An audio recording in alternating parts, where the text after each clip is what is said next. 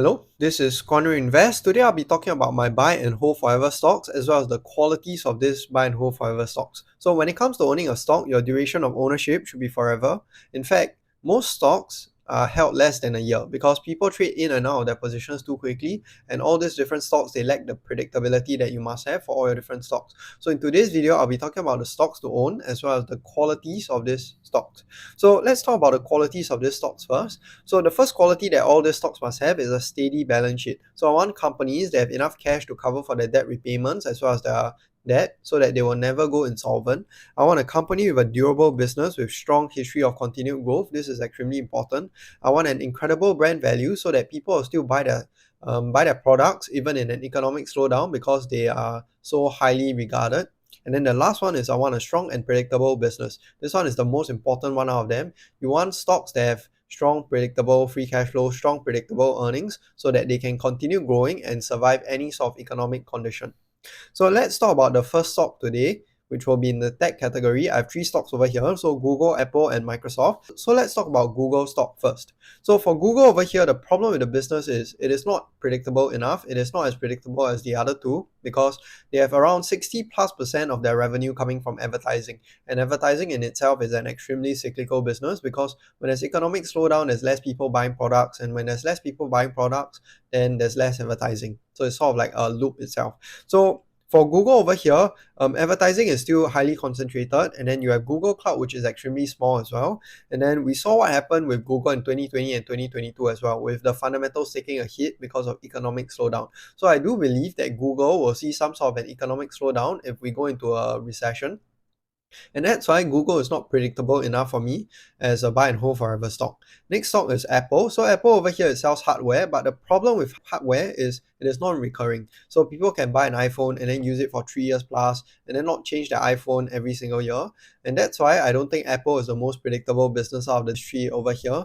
And then the other problem with Apple is simply just the high valuation. So it's currently trading at around a 34, 35 times earnings, growing at 0% organically. And that's why I don't own Apple today.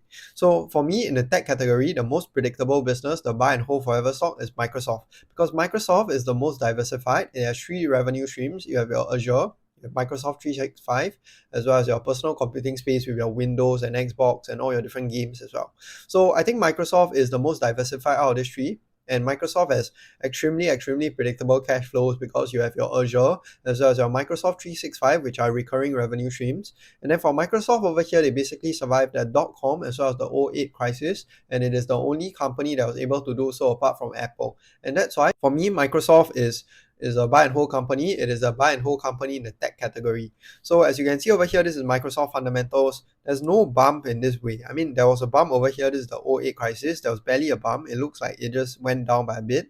And then it just continued compounding and compounding all these years. And this is what I love for my companies. This is why I own Microsoft stock today and I'll continue holding this forever.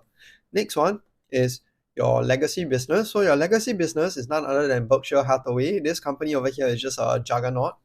So Berkshire has a diversified range of companies. So you have BNSF, you have your Seas Candies, you have all your different under railway companies, consumer staple companies, insurance companies as well. So I think Berkshire over here is the second pick for me because it has the greatest cash flow in the world. It has more cash than your Fed. It is earning more in terms of interest payments as compared to your Fed, and it is a legacy business. So it's a legacy business that Warren Buffett as well as Charlie Munger built all these years. And I don't see Berkshire going down even if Warren Buffett basically changes and then he swaps position with another CEO. So the second pick is Berkshire. So Berkshire over here has $334 billion in cash. So if we go into an economic slowdown, then Berkshire could be sort of like a safe haven because it has so much cash to deploy. It can deploy into basically anything. It has more cash than most stocks in the S&P 500 today. In fact, it has more cash than most of the market cap of your S&P 500 stocks today. So the third pick that I'll be choosing is between Visa, MasterCard, and American Express. This will be in your financial category. So let's talk about American Express first. So American Express is not as predictable as the other two because it has 33% of its income coming from things that are related to credit. So for example, let's say your AXP, they lend out money, they lend loans, they collect debt and all that. So those portions are basically credit risk. they have credit risk associated to all those income. And for American Express over here, they are basically a payment processor, their card provider, as well as their bank as well. So for me, American Express is not a buy. The buy that I'll be looking at is between MasterCard and Visa. So for MasterCard and Visa, their business model is they are just payment processors. So they have no credit risk. They don't lend out money. All they do is people will just use their payment process and they'll just take a small fee from that. That's all they do. So for MasterCard and Visa over here, I think both are on par with each other. There isn't much difference between them. I would happily own both of them in my portfolio today.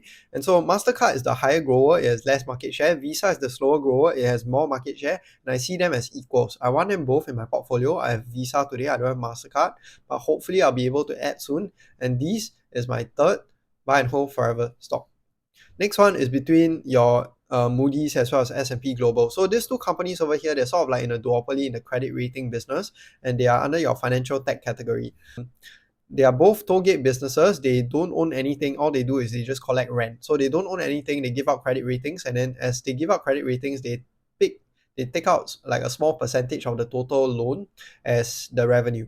And for these businesses over here, they have another segment as well, which is your data business, and they're slow growing, around 10% every single year, but they're extremely stable, and they have been stable all these years, even with this economic turbulence and all that as well. So for me, the pick is Moody's. Why is it Moody's? Because Moody's has 66% of its net income coming from credit ratings. S&P Global has around 45% of their net income coming from ratings. And I think ratings is the higher quality business. In fact, that is why Warren Buffett, he owns Moody's. So over here, he owns Moody's. He owns around 4.5% of his portfolio in Moody's, and he doesn't own S&P Global. So I think that's the reason why, and that's why I think Moody's is the higher quality business, because it has higher concentration in your credit ratings and less concentration in your data business. And so for me, the fourth pick is Moody's. Last pick will be in my consumer category over here. So it will be between Coca-Cola, LVMH, as well as Hermes. So for LVMH and Hermes, the problem with these businesses is they are prone to trends. So although they are legacy businesses, they are often prone to trends as well. So when you have a fad, when you have people wanting the product more, when you have an economic boom, then people buy a lot of those products. That is what we saw post-COVID in 2021, where these two companies, they experienced around a 10 to 15 to 20% revenue growth in just 1 year alone.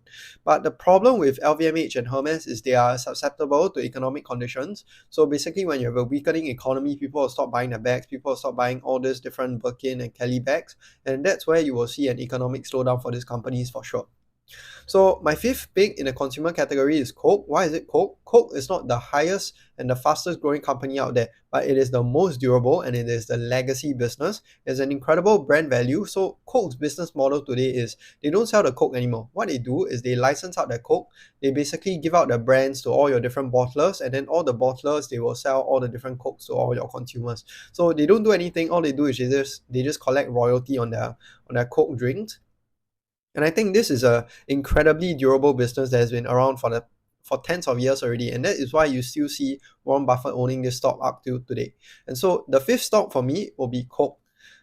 So for monopolistic business that don't qualify for this, I have two notable names over here. I have FICO as well as ASML. So the problem with FICO is they are a monopoly. No doubt they are a monopoly, but there are two problems with this business.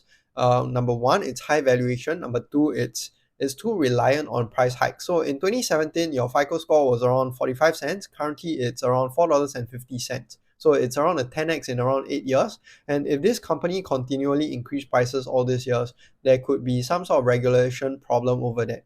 I don't like companies that just rely on price hikes because it could be seen as taking advantage of their consumers. So that's why FICO isn't in this buy and hold category today. It is a high quality business. Don't take me wrong, but it is not a buy and hold forever stock for me. Next one is ASML. ASML is another company that is extremely monopolistic as well. It is the company that has 100% market share in the EUV space. But the problem with this business is it is too reliant on innovation. Meaning to say, if one day they just stop innovating, some competitor could catch up to them and they could lose their lead in the EUV space. So for me, ASML is a monopoly. It is a high quality business, but it is not a buy and hold forever stock for me.